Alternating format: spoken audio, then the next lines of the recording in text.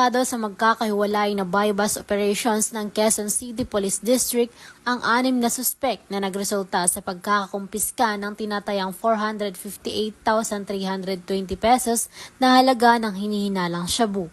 Sa barangay Matandang Balara, naaresto si alias Espiridion, 57 anyos, kung saan nasamsam sa kanya ang 28.4 gramo ng shabu na nagkakahalaga ng 193,120 pesos. Sa Novaliches naman ay nahuli sina alias John Delmar at alias Raymark matapos makuhanan ng 24 na gramo ng shabu na nagkakahalaga ng 163,200 pesos, kasunod ng tip mula sa isang concerned citizen. Samantala, 3 suspek din ang nadakip ng payatas na pinangalanang sina alias Mark Anthony, alias William at alias Kirt matapos makuhanan ng 15 gramo ng shabu na tinatayang 102,000 pesos ang halaga. Sasampahan ng kasong paglabag sa Republic Act 9165 o mas kilala bilang Comprehensive Dangerous Drugs Act of 2002 ang mga nahuling suspek.